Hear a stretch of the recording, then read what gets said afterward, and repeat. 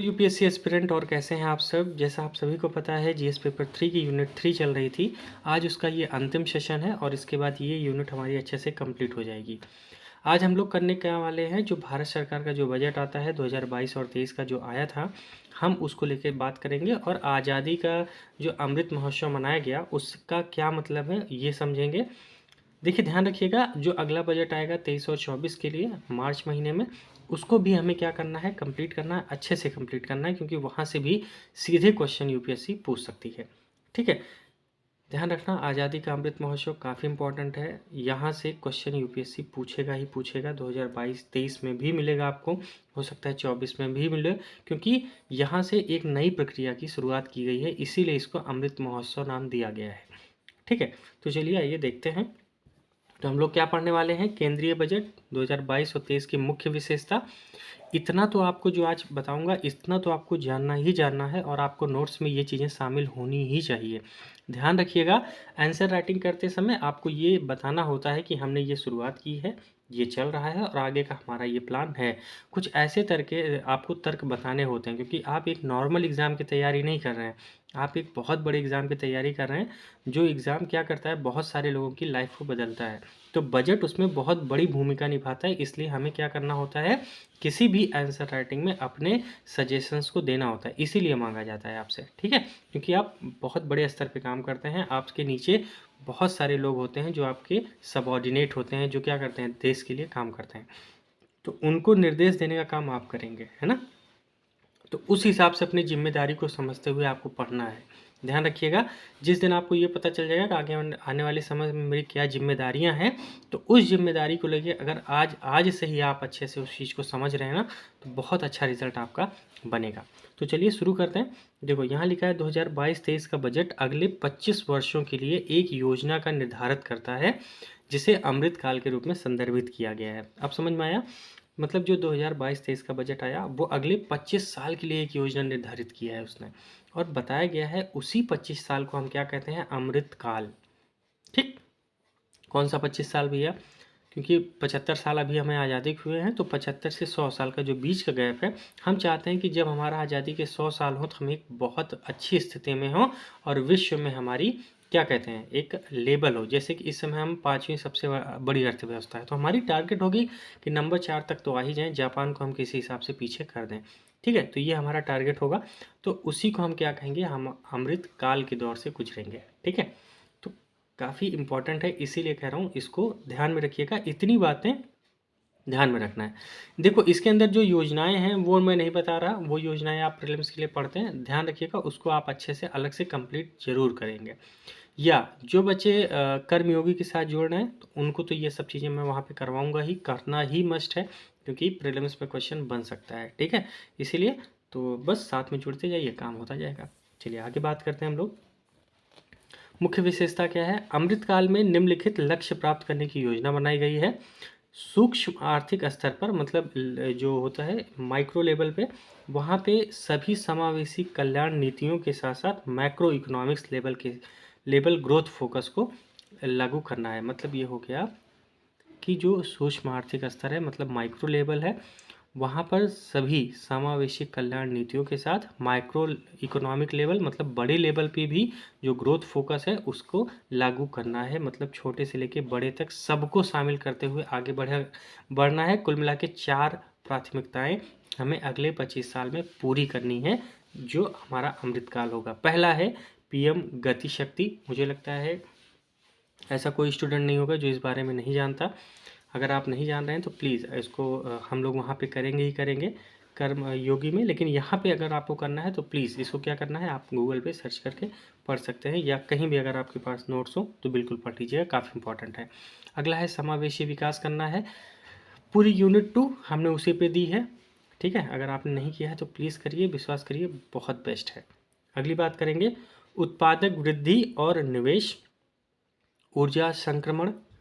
उसके बाद है उदीयमान। उदीयमान मतलब कहते हैं कि इमर्जिंग अपॉर्चुनिटी, अवसर, मतलब हर चीज़ में लेके हमें क्या करना है, अपॉर्चुनिटी को क्रिएट करना है हर एक सेक्टर में। और जलवायु पर जो परिवर्तन हो रहे हैं उसकी कार्यवाही को बना के रखना है, जिससे क्या हो, आने वाले समय में हम क्या कर पाएँ, बहुत ज़्यादा परेशान ना हो जलवायु परिवर्तन को लेके। ठीक, तो ये हमारा तीसरा हो गया। और चौथा है निवेश का वित्त पोषण होता रहे, क्योंकि बिना निवेश के कोई भी काम बेहतर नहीं हो पाएगा। तो 4 हमारा प्राथमिकता है। पहली प्राथमिकता है कि जो पीएम गति शक्ति मिशन है उसको बहुत अच्छे से लागू किया जाए, हमारा इंफ्रास्ट्रक्चर बहुत अच्छे से मजबूत होना चाहिए। सभी छोटी छोटी, ध्यान रखिए यहाँ कहा गया ना, सभी समावेशी कल्याण नीतियाँ जो सूक्ष्म स्तर पे हैं, मतलब माइक्रो लेवल पे हैं, और micro economic level growth focus इसकी भी बात करता है। तो इसी को तो कहते हैं समावेशी विकास, तो ये शामिल करना है। अगली बात, उत्पादकता वृद्धि और निवेश, इसको बढ़ाना है। ऊर्जा संक्रमण, क्योंकि याद रखिए अभी बीच में कोल की प्रॉब्लम आ गई थी, कोयला है ना, कोयला की प्रॉब्लम आ गई थी। अभी पेट्रोलियम की समस्या पूरे विश्व में चल ही रही है, हमेशा रेट्स ऊपर नीचे जाते रहते हैं। तो ये संक्रमण जो है इसको दूर करना है। और उदीयमान अवसर, इमर्जिंग अपॉर्चुनिटी, हर सेक्टर में अपॉर्चुनिटी को क्रिएट करना है। ठीक, और जलवायु कार्यवाही ये हमें निपटाना है। अगला और अंतिम है निवेश का वित्त पोषण, ध्यान रखिएगा ये इम्पोर्टेंट है। यही 4 प्राथमिकताएं तय की गई हैं, जिससे क्या होगा, आने वाले समय में हम अमृतकाल के बहुत बेहतर समय से गुजर पाएंगे। अगली बात है, ध्यान रखिएगा स्टार जो बनाए गए हैं ये क्या है, उसके महत्वपूर्ण पॉइंट्स हैं। प्रोडक्टिविटी लिंक इंसेंटिव, इसमें क्या किया गया है, यह एक स्कीम है। इस स्कीम के तहत 14 क्षेत्रों में लगभग 60 लाख नए रोजगार अगले 25 साल में क्या किए जाएंगे, सृजित किए जाएंगे। कि कुल मिला के 14 क्षेत्र हैं जिसमें 60 लाख नए रोजगार लेके आना जरूरी है, क्योंकि आने वाली संख्या क्या होगी, जो आने वाले यूथ है उनको रोजगार की ज़रूरत है। और सिर्फ अभी 14 क्षेत्र की बात की है, तो और में तो और होगा ही होगा, 60 लाख नए रोजगार सृजित करने होंगे। प्रोडक्टिविटी लिंक्ड इंसेंटिव स्कीम, ध्यान रखना है, अगर यूपीएससी प्रीलिम्स में आ गया तो कहिएगा नहीं कि बताया नहीं गया था। ठीक है, चलिए। तो रेलवे में क्या करने वाले हैं, वन स्टेशन वन प्रोडक्ट की अवधारणा रहेगी, कि मतलब हर एक स्टेशन को बेहतर बनाना है। ठीक है, तो ये वन स्टेशन और वन प्रोडक्ट, इसको लेकर रेलवे में आगे बढ़ेंगे। पर्वतमाला, मुझे लगता है आपने पढ़ा ही होगा। इसमें हम लोग क्या करने वाले हैं कि जो राष्ट्रीय रोपवे विकास कार्यक्रम है, जैसे जो भी ये पहाड़ी देश हैं, पहाड़ी राज्य हैं हमारे, या फिर जो भी जहाँ पे रोप की ज़रूरत है, जो आने जाने में आवागमन में, उसको हम बेहतर कर पाएँ। पर्वतमाला इसी को नाम दिया गया है कि पर्वतों को जोड़ा जाए। पीपीपी मॉडल में होगा, मतलब पब्लिक प्राइवेट पार्टनरशिप पे होगा। भारत सरकार भी पैसा लगाएगी और निजी कंपनियां भी पैसा लगाएंगी। इससे क्या होगा, पर्वतमाला का विकास होगा। ठीक है, आप देख ही रहे होंगे हर जगह ये चीज़ें लगातार वृद्धि हो रही है। अंतिम बात, नेक्स्ट बात है किसान ड्रोन। देखिए किसान ड्रोन क्या करेगा, फसल का मूल्यांकन करेगा, आगे भूमि अभिलेखों का डिजिटलीकरण करेगा। देखिए ड्रोन ऊपर से होते हैं तो वो क्या कर पाएंगे, बहुत अच्छे से विजुअल्स ले पाएंगे, और उसके जरिए क्या होगा, भूमि का अभिलेख होगा, कीटनाशकों का छिड़काव कर पाएंगे, पोषक तत्वों पे क्या हो जाएगा, पोषक तत्वों का भी छिड़काव कर पाएंगे। जैसे यूरिया, जो आपकी यूरिया है, कौन सी लिक्विड यूरिया, उसका छिड़काव कर पाएंगे कौन, ड्रोन। तो किसान ड्रोन इसीलिए लाया गया था। ध्यान रखना है, फसल का मूल्यांकन, भूमि अभिलेखों का डिजिटलीकरण, कीटनाशकों और पोषक तत्वों का छिड़काव। हो सकता है यूपीएससी ऑप्शन बनाए तो यही ऑप्शन में रख दे, ABC, कौन सा सही है बताइए। ठीक है, तो थोड़ा सा डिटेल में भी पढ़ लीजिएगा, फिर से कह रहा हूँ डिटेल में पढ़ लीजिएगा। कर्मयोगी में मैं ये सब टारगेट्स आपको दूंगा ही दूंगा। ठीक है, चलिए आगे बात करते हैं हम लोग। MSME ये क्या होता है, देखिए जो MSME है वो रीढ़ की हड्डी मानी जाती है हमारे अर्थव्यवस्था की। क्यों, देखिए MSME क्या होते हैं, छोटे छोटे उद्यम होते हैं, यहाँ पे 10 लोग, 20 लोग, 50 लोग काम करते हैं, और वो क्या होते हैं, एक संगठित क्षेत्र से जुड़ पाते हैं। नहीं तो इसके पहले क्या होता है, बहुत सारे मजदूर वर्ग क्या होता है, असंगठित क्षेत्र से जुड़ा होता है। तो MSME बहुत छोटे स्तर पे काम करते हैं, लेकिन वो क्या करते हैं, अपने आसपास के रोजगार को बना के रखते हैं, जिससे क्या होता है, रोजगार बहुत ज़्यादा गरीबी नहीं आ पाती है और समावेशी विकास बनता रहता है। इसीलिए MSME पे सरकार सबसे ज़्यादा फोकस कर रही है।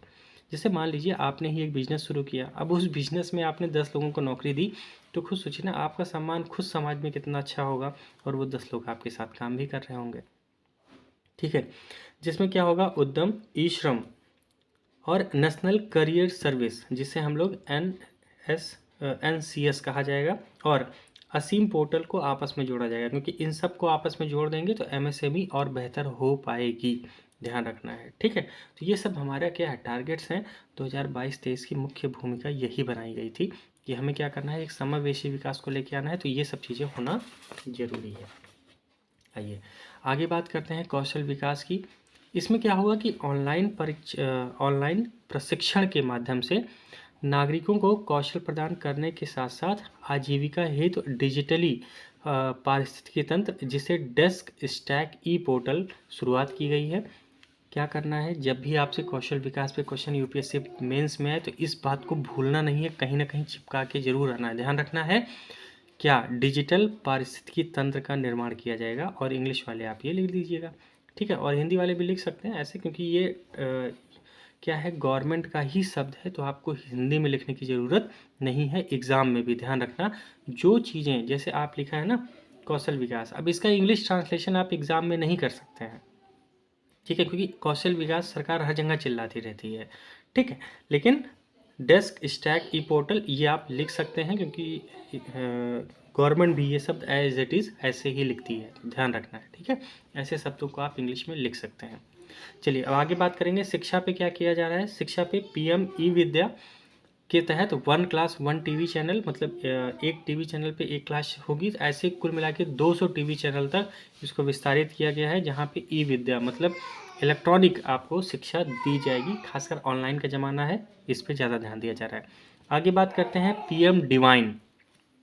देखो मुझे लगता है बहुत सारे लोग ये भी जानते होंगे पीएम डिवाइन क्या है। जो पूर्वोत्तर राज्य हैं हमारे, जैसे असम हो गया, अरुणाचल प्रदेश हो गया, मिजोरम, ये सब जितने भी राज्य हैं, यहाँ पे बुनियादी ढांचे और सामाजिक विकास की जो परियोजनाएं हैं उसको अच्छे से लागू किया जाए। सबसे बड़ी समस्या उन क्षेत्र में ये रही है कि वहाँ पे पर्वतीय क्षेत्र होने की वजह से उतना ज़्यादा इंफ्रास्ट्रक्चर डेवलप नहीं हो पाया है जितना हम उत्तर भारत में कर पाए हैं। इस वजह से क्या है, वहाँ पे ध्यान देने की ज़रूरत है, और वह कहीं ना कहीं क्षेत्र हमारे नज़र से दूर जाता रहा है। इसीलिए पीएम डिवाइन योजना एक बहुत बड़ा लक्ष्य उसमें साबित हो सकती है, ठीक है। चलिए अब हम लोग बात करेंगे अगला, सक्षम आंगनवाड़ी। ये क्या है, नई पीढ़ी की आंगनवाड़ी है। इसके अंतर्गत देखो इन सब चीज़ों को जोड़ दिया गया, क्या, मिशन शक्ति, ठीक है, मिशन वात्सल्य, सक्षम आंगनवाड़ी और पोषण 2.0 के माध्यम से महिलाओं और बच्चों के लिए एकीकृत लाभ दिया जाएगा। पहले ये सब अलग अलग चलते थे, लेकिन अब एकीकृत करके एक साथ जोड़ दिया गया है। इसी को नया नाम दिया गया है सक्षम आंगनवाड़ी। अगर आपसे पूछे कि भारत, ये बताइए कि भारत धरातल स्तर पर किस हिसाब से समावेशी विकास कर रहा है और क्या कर रहा है, सबकी मदद कर पा रहा है, ऐसी कैसी योजनाएं हैं, तो आप बताएंगे कि सक्षम आंगनवाड़ी इसका बहुत बेहतर एग्जाम्पल है, जहाँ पे इन सब के साथ साथ ये सब चीज़ें एकीकृत लाभ पहुँचाएंगी। चलिए अब आगे देखते हैं। देखिए यहाँ पे लिखा है डिजिटल रुपया। इसके अंदर क्या है, देखो भारतीय रिजर्व बैंक द्वारा 2022-23 में डिजिटल रुपया की शुरुआत की गई है। उस समय क्या था, की जाएगी, लेकिन अब कर दी गई है, इसीलिए मैंने लिख दिया है शुरुआत की गई। ध्यान रखना, और एक काम करना है, डिजिटल रुपया को अच्छे से तैयार करना है। ध्यान रखिए प्रीलिम्स में क्वेश्चन बन रहा है, उम्मीद मुझे पूरी है कि डिजिटल रुपया पे क्वेश्चन बनेगा ही बनेगा, साइंस एंड टेक्नोलॉजी के अंतर्गत या इकोनॉमिक्स में, ठीक है। तो ध्यान रखना है, इम्पॉर्टेंट है, बनेगा ही बनेगा क्वेश्चन, ठीक भैया। चलिए आगे बात करते हैं, सबसे लास्ट पॉइंट आज का, वाइब्रेंट विलेज प्रोग्राम। ये क्या है, वाइब्रेंट विलेज प्रोग्राम। ध्यान रखना, जो उत्तरी सीमा है भारत की, वो विरल आबादी और सीमित कनेक्टिविटी है, क्योंकि बहुत ज़्यादा उबड़ खाबड़ एरिया है, तो वहाँ पे सीधी सी बात है, जो आबादी है विरल है, कोई गांव यहाँ पे है तो कोई गांव 10 किलोमीटर दूर पे है, तो कनेक्टिविटी बहुत बेहतर नहीं है, बहुत ही सीमित है, जिससे क्या है, जो बुनियादी ढांचा है वो भी सही नहीं है। तो सीमावर्ती जो गांव है ना, उनको उनके विकास के लिए उनकी कनेक्टिविटी सही हो पाए, इंटरनेट की पहुंच बन पाए, तो इसलिए वाइब्रेंट विलेज प्रोग्राम भारत सरकार ने 2022-23 में लाया था। आपसे पूछा जाएगा कि क्या हम कर रहे हैं, तो ये सब एग्जाम्पल आप लिखेंगे, विश्वास करिए बहुत अच्छा मार्क्स आपको यूपीएससी मिलेगा। बहुत ही क्रिस्प मैंने लेकर आया है, ठीक है।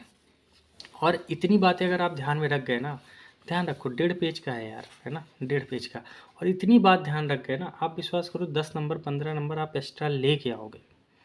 लेकिन मेहनत आपको ही करनी है, ठीक है, मैं सिर्फ बता सकता हूँ, ठीक है। इसीलिए मैं कह रहा हूँ, जो लोग कर्मयोगी से जुड़ेंगे उनको जो मैं क्वेश्चंस दूंगा ना, उन सब अगर वो ये ऐड नहीं करेंगे तो उनको मैं बताऊंगा नहीं भैया इसको ऐड करना है, कहाँ नहीं करना है, कहाँ करना है, इसीलिए 30 नवंबर तक एडमिशन्स हो रहे हैं। जिनको जोड़ना है प्लीज़ ज़रूर जुड़ जाइए।